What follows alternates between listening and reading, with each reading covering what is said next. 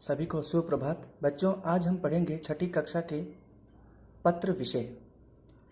ध्यान से देखते रहिए, तभी पढ़ पाओगे।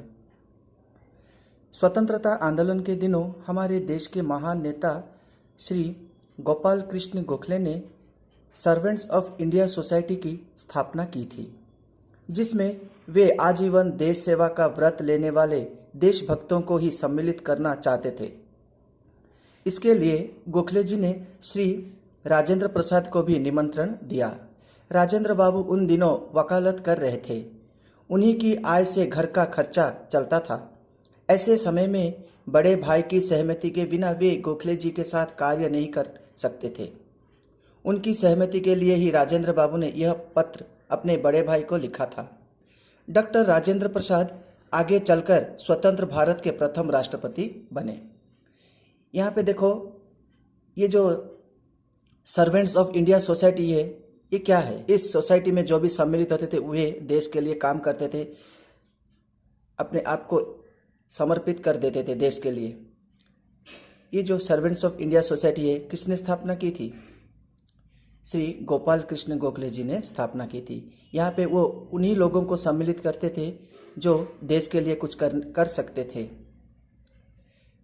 इसीलिए उन्होंने राजेंद्र बाबू को चुना और उन्हें निमंत्रण किया इस संस्था में सम्मिलित होने के लिए।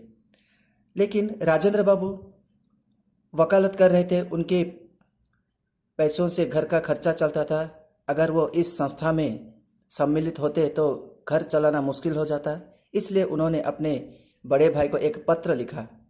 पत्र में क्या लिखा, आगे हम जानते हैं। पूज्य भैया, सादर प्रणाम। आपको याद होगा कि करीब 20 दिन पहले मैं माननीय गोपाल कृष्ण गोखले जी से मिलने गया था। उन्होंने मेरे सामने सर्वेंट्स ऑफ इंडिया सोसाइटी में सम्मिलित होने का प्रस्ताव रखा। काफ़ी सोच विचार के बाद मैं सोचता हूँ कि मेरे लिए उस प्रस्ताव को स्वीकार कर लेना अच्छा होगा। मैं जानता हूँ इस बात से आपके हृदय को भारी धक्का लगेगा, क्योंकि परिवार की सारी आशाएं मुझ पर टिकी है। लेकिन भैया, इस समय मैं एक महान कार्य करने की पुकार अपने हृदय में महसूस कर रहा हूँ।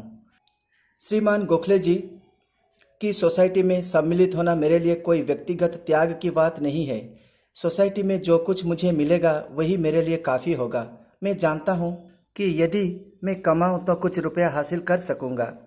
शायद इसके लिए समाज में अपने परिवार का दर्जा भी ऊंचा करने में समर्थ हूँ, जहाँ लोग अपने विशाल हृदय के कारण नहीं बल्कि धन के कारण गिने जाते हैं।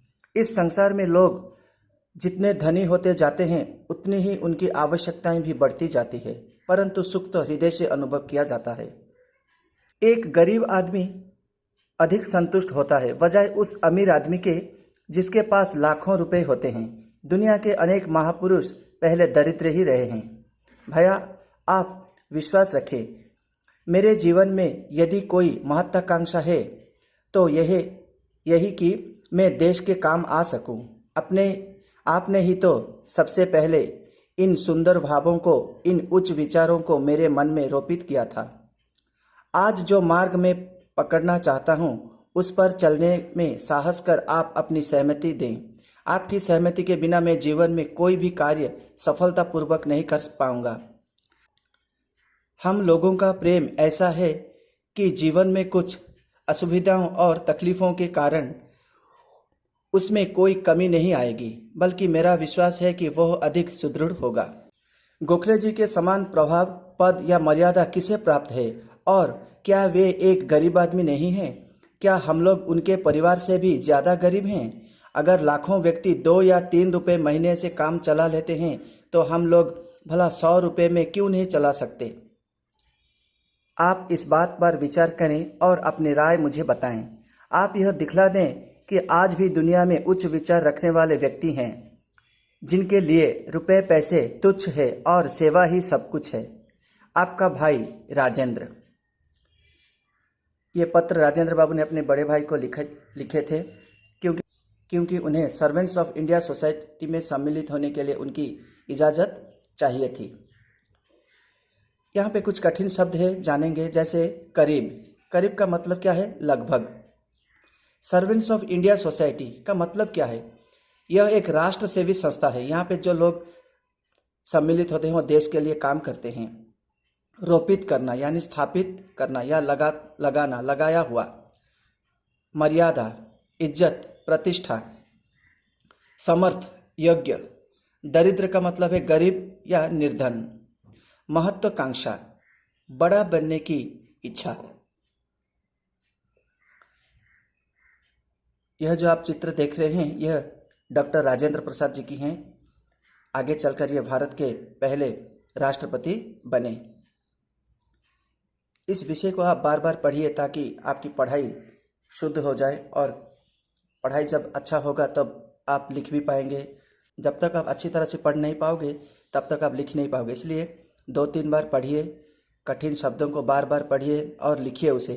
उसके बाद आपको धीरे धीरे सरल लगने लगेगा।